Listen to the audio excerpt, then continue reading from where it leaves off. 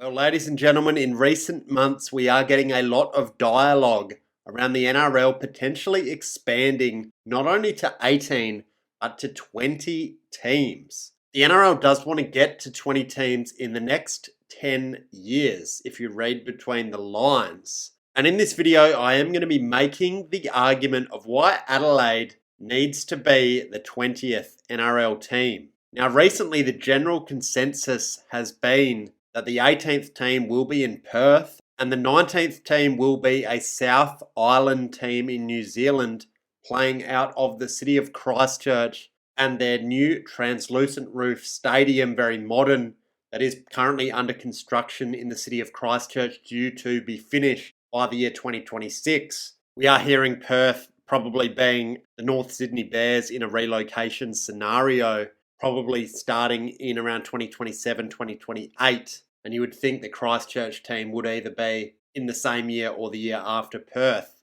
And look, I do agree with both Perth and Christchurch getting a team. It does make sense. Perth is a big market, not currently being served by the NRL. It is the biggest city in Australia without an NRL team. Over 2.2 million people living in the city of Perth. You do have a lot of Kiwis and Polynesians who have emigrated to Perth because of the mining industry and the money that can be made working in the mines. And Perth is definitely an Australian rules football town among the local community. You're not going to get instant massive support, but I think WA people are very parochial. They would support the team. And you would also be able to lean on that New Zealand and Polynesian population in terms of turning up week in, week out and spending their money. In terms of New Zealand, rugby league is booming in the country. It does make sense to capitalise on that. As we know, there is no South Island team playing in any Australian sporting competition. So it is an opportunity for the NRL to tap into that.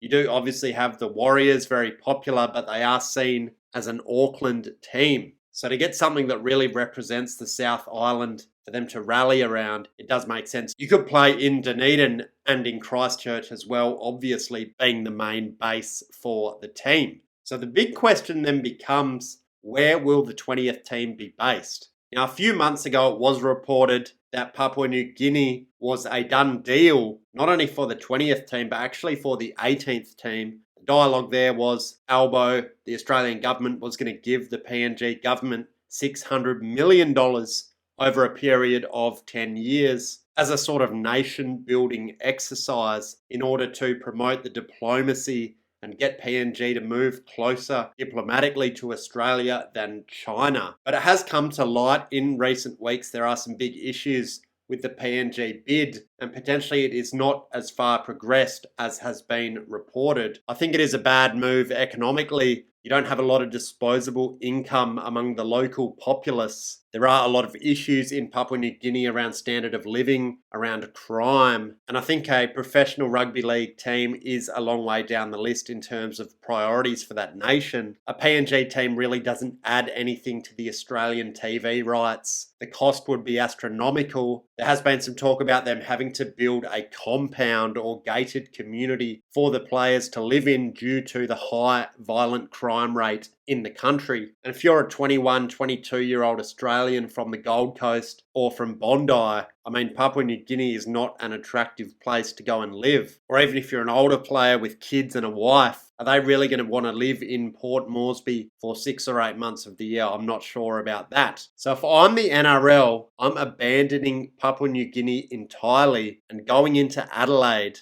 for the 20th team. Now, I hear what you're saying. It's an AFL town. You're not going to have much support. And yes, that is true, but it is a new market for the NRL to tap into. It would add a lot more money to the NRL's TV rights in terms of adding a new market into the rugby league community. And as we know, the TV rights are really what drives the game economically, and it gives the league and the sport itself the money to disseminate among all the clubs, amongst the junior competitions, the local competitions, the grassroots, and really propel the game of rugby league onwards. And if we look at Adelaide as a market, assuming Perth gets the 18th team, if you look at the 8 biggest cities in Australia, the NRL will have a team in every single one of those 8 cities except Adelaide. And Adelaide is the 5th biggest city in Australia. If you bring Auckland into the situation, Auckland would be the 5th biggest city across the two countries, sitting right between Perth and Adelaide. So hypothetically, if the NRL goes into Adelaide and Perth, you're going to have the top 9 cities in terms of population covered across Australia and New Zealand. And that is not something the AFL can say definitely. So it does give you a presence in all the major metro areas in Oceania effectively. And I think the NRL needs to embrace the national aspect of the competition. They are the National Rugby League. You need to take the fight to the AFL and put some teams behind the Barassi line. As we know, there is only one team in an AFL state at the moment, obviously being the Melbourne Storm. We do think Perth is coming in. Then if you bring in Adelaide, all of a sudden you've got a team in each of Victoria, Western Australia and South Australia. You're keeping the AFL honest. You're challenging them. And if you contrast how the AFL operates, they have 4 teams across Queensland and New South Wales. I think they go into Canberra for the 20th team. So potentially the AFL would have a quarter of the teams in the competition in enemy territory. Whereas the NRL at this stage, assuming only Perth comes in as team number 18, you're only going to have 2 out of the 18 teams in AFL states. And Adelaide isn't totally foreign ground for the NRL. We have seen State of Origin played there. We have seen a few NRL games played here and there in recent years. And Adelaide did actually have a rugby league team of its own in the late 1990s. The Adelaide Rams played 2 seasons across 1997 and 1998. 97 being in the Super League, and 1998 they did play in the first season of the National Rugby League. Now the Rams weren't too successful on field, but in the first season especially, they did get actually very good crowds. They averaged around 13,000, which was the 5th